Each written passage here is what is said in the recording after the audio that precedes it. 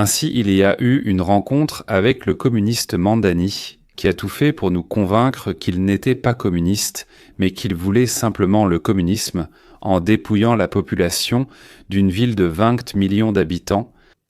Voici la rencontre avec celui qu'il appelait raciste, fasciste, tueur de petits-enfants, haineux envers les minorités, oppresseur des femmes et homophobe.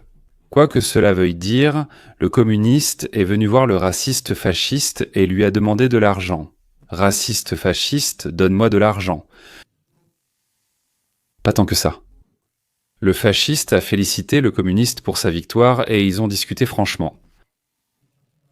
Nous avons parlé très clairement de certaines choses dans notre commentaire, notamment du logement, de sa construction, ainsi que de la nourriture et des prix. Et le prix du pétrole chute fortement.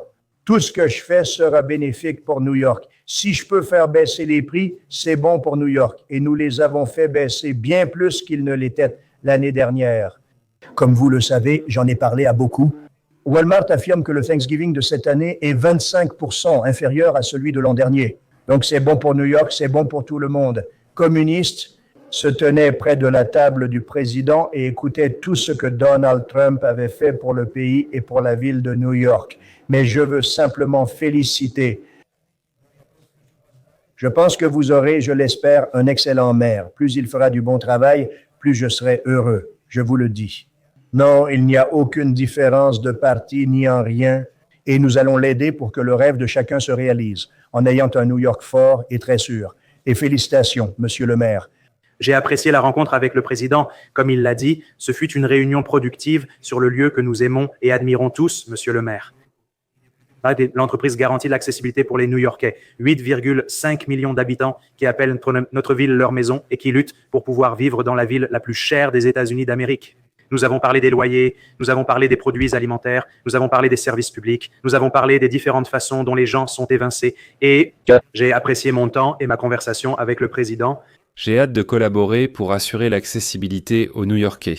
Tout se passe très bien jusqu'ici. Nous voulons la même chose. Des prix plus bas, une vie, une sécurité plus élevée, une vie meilleure. Qui en fait ne le veut pas? Et la question bien sûr est simple. Comment faire cela? Et c'est là, je le crains, que le fasciste et le communiste divergent quelque peu dans leurs opinions. Il y a eu des questions de la presse, bien sûr. Vous avez qualifié M. Mamdani de communiste. Expliquez pourquoi.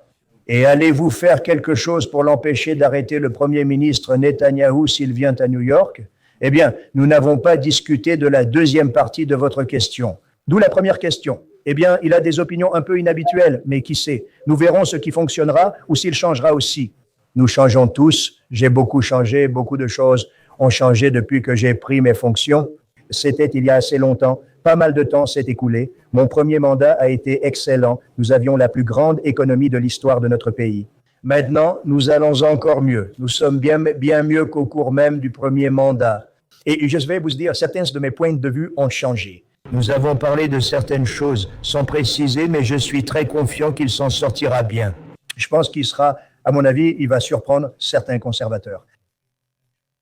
À mon avis, Mandani a honnêtement dit à Trump, tout bas à l'oreille, quand personne n'écoutait, qu'il n'avait absolument pas l'intention de faire quoi que ce soit de ce qu'il avait promis à ses électeurs. C'est-à-dire absolument rien du tout. Mais il y a seulement quelques jours, vous avez qualifié le président Trump de despote qui a trahi le pays. Vous avez dit qu'il serait son pire cauchemar et vous l'avez accusé d'avoir un programme fasciste. Avez-vous l'intention de revenir sur ces propos pour améliorer vos relations? Quel bon reporter.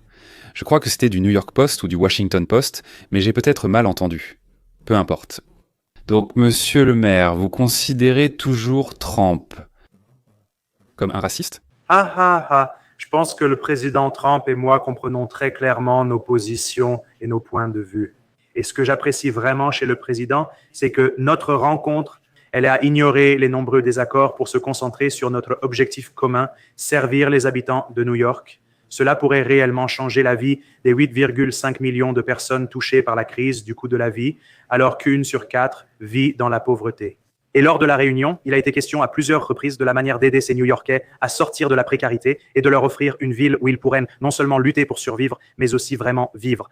Et là, Trump a montré qu'il était Trump. Il ne contourne pas les sujets sensibles. Pourquoi chuchoter dans le dos ? Ce n'est pas son style, ce n'est pas sa position, ce n'est pas sa manière.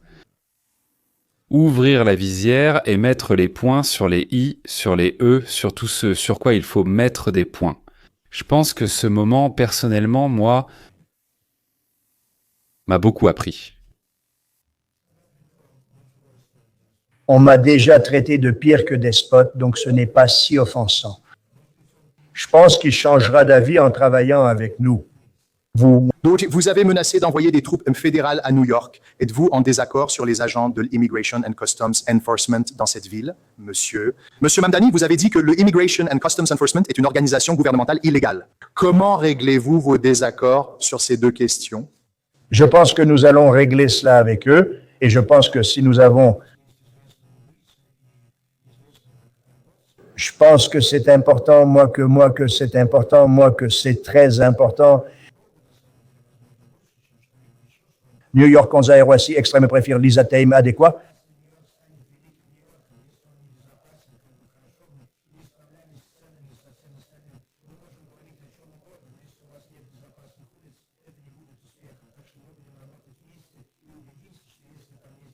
Pendant le tournage, nous voulons les enlever. Je pense qu'ils le souhaitent autant, voire plus que moi, donc nous allons collaborer.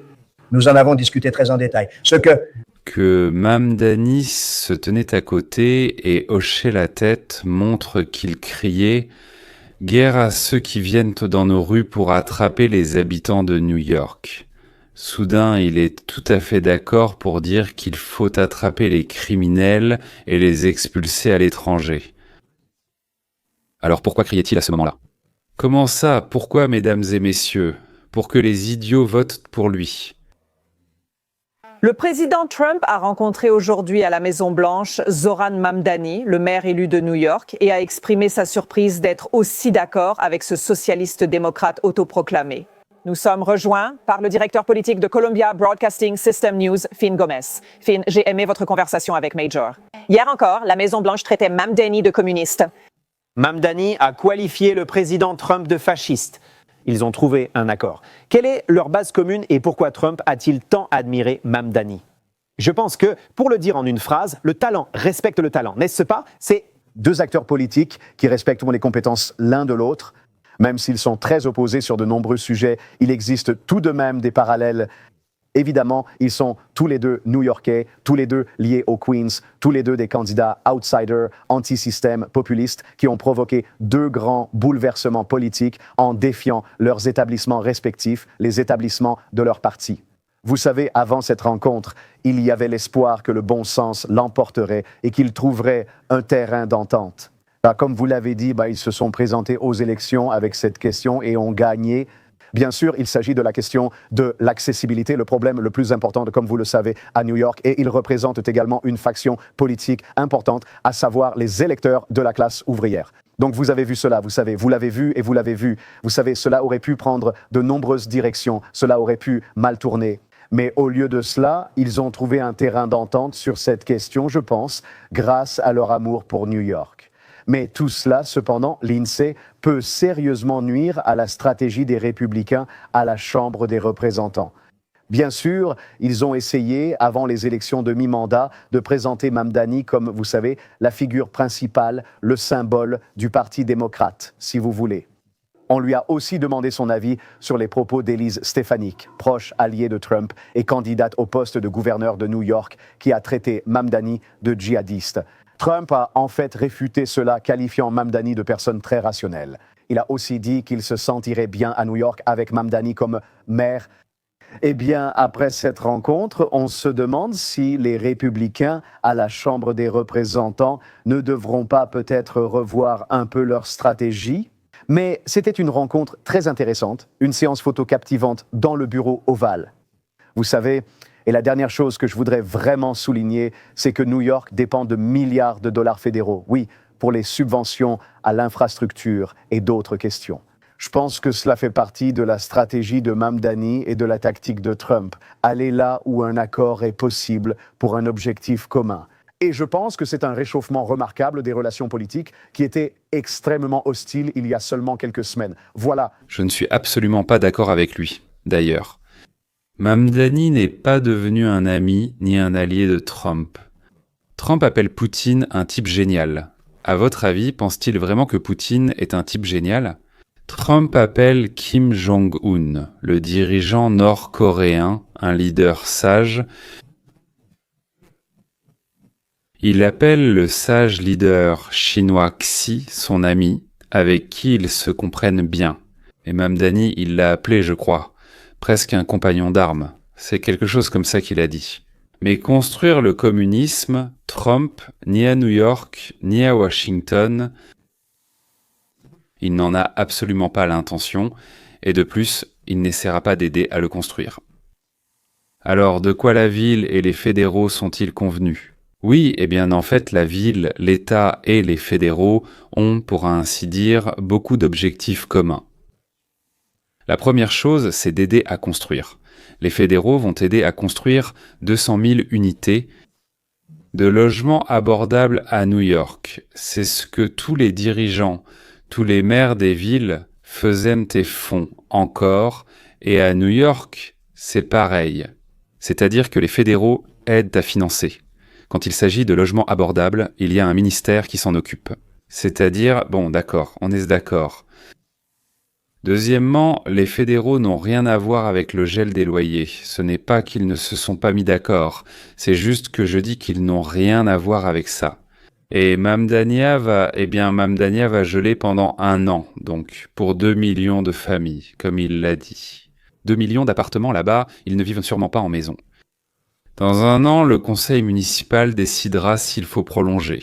Mais cela n'a absolument aucun rapport avec Trump, avec Washington, avec le gouvernement fédéral, aucun. Zéro. C'est une affaire locale. De nombreux propriétaires immobiliers vont naturellement perdre des bénéfices. Et si ce n'est pas en 1 an, alors en 5 ans, les conditions de vie dans ces immeubles vont certainement se détériorer considérablement. Je veux dire, à la fin du mandat de Mamdani en tant que maire, oui. Troisièmement, les fédéraux n'ont toujours pas accepté de débloquer les 18 milliards pour améliorer l'infrastructure de la ville. Donc bien sûr, c'est la ville de New York qui mène. Trump craint que l'argent soit utilisé pour d'autres projets. Et il a raison, car ils vont forcément le détourner. Mais ils se sont mis d'accord pour en parler. Nous allons continuer à en discuter. D'accord. On est d'accord qu'on n'est pas d'accord ? Quatrièmement, Donald Trump a obtenu une augmentation de la présence de la garde nationale. Il l'aurait fait de toute façon depuis Mamdani, mais disons officiellement, ils se sont mis d'accord, ce qui est bien. Et les fédéraux vont subventionner, ce qui signifie qu'ils dirigeront la lutte contre la criminalité dans la ville. Donc, la promesse de Mamdani de retirer l'argent à la police pour le transférer au département d'aide sociale, eh bien, ça n'a pas marché. Pas du tout. Ce dont ils sont convenus n'a rien à voir avec ça. Les subventions fédérales restent limitées, comme l'a déclaré Trump, y compris les subventions pour la formation en santé, pour la reconversion, c'est-à-dire ce qu'on appelle l'emploi, mais en réalité, il s'agit de reconversion. Donald Trump est convaincu que l'argent ira aux clandestins, et bien sûr, il a raison. Mamdani insiste pour que la ville garde son statut de sanctuaire pour les clandestins. Donc, Donald Trump affirme que des descentes et des contrôles migratoires auront lieu, peu importe ce que la ville ou le camarade maire dira ou fera. Donc, en gros, ils se sont encore mis d'accord pour ne pas être d'accord ? Donc, ils se sont mis d'accord pour dire qu'ils sont 2 bons gars et qu'ils sont prêts à se sourire l'un à l'autre et à la presse, beaucoup et souvent. Et à mon avis, c'est tout. Là, j'essaie de comprendre. Donc Trump ne donnera sûrement pas d'argent pour les bus ? Oui, c'est clair. Donc pour la nourriture gratuite dans les magasins ou pour les subventions afin qu'ils concurrencent les supermarchés, il ne donnera pas d'argent non plus. Trump, je veux dire. Enfin Trump, les fédéraux, oui.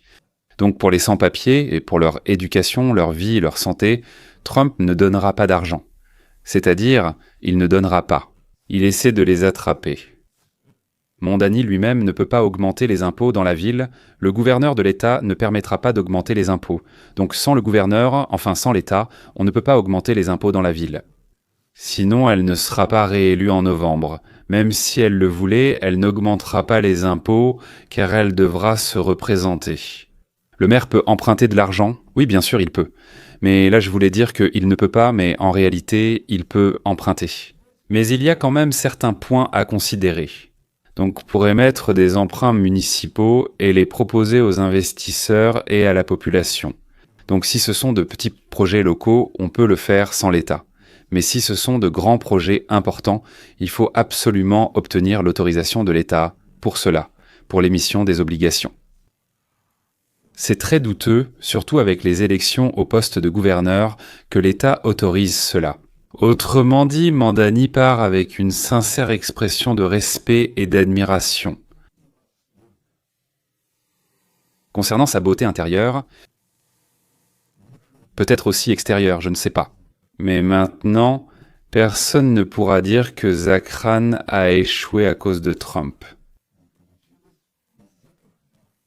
Trump est prêt à tout lui promettre, tout, plus tard, un jour, quand on se mettra d'accord. Mais bien sûr, seulement s'il renonce à ses bêtises communistes. Sinon, s'il renonce, on peut même l'accepter à MAGA. S'il met la casquette, qu'est-ce qu'il dérange?